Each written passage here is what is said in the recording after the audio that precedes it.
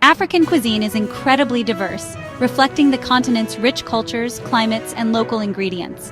There's no single typical African cuisine, but many dishes can surprise Europeans with their simplicity, intense spices, or unusual ingredients, from insects and larvae to animal skins and fermented pastes. Based on available sources, I've selected a few dishes that are often considered strange or exotic due to their unique flavors, textures, or origins. I focused on those that stand out from more common dishes like fufu or couscous. Here's the list with brief descriptions. Mopane worms. These are dried or fried larvae of an African moth, popular in southern Africa. For example, South Africa, Zimbabwe, Botswana. They're crispy, rich in protein and fat, up to 70% fat content, often seasoned with salt and garlic. For many, they're a vital food source in dry regions, but for outsiders, they're a bold delicacy with an earthy, nutty flavor. Palm weevil larvae. These fatty larvae of palm weevils, found in Central and West Africa, for example Nigeria, Democratic Republic of Congo, are fried in their own fat, making them highly caloric.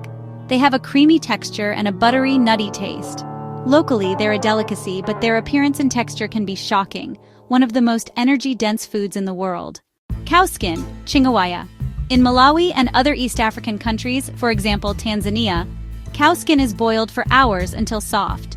Served with spices, it has a chewy texture and a beefy, collagen-rich flavor.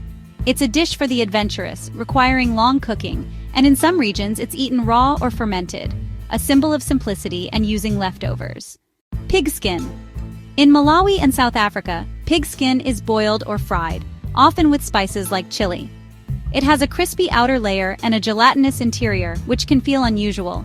It's a cheap ingredient in local markets, but surprising in an African context, as pork is traditionally avoided in some regions for cultural reasons. Raw or fermented cassava. A staple across sub-Saharan Africa, cassava is strange when eaten raw or as fermented flour, for example in gari.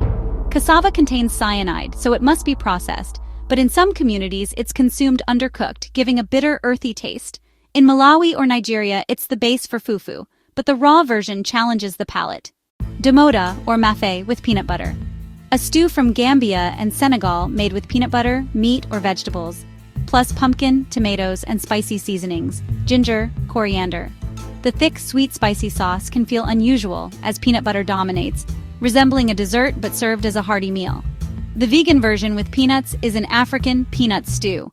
Bunny chow. From South Africa, Durban, this is a hollowed-out loaf of bread filled with spicy curry made of meat or vegetables. A simple street food, the bread soaks up the sauce, creating a soggy mass.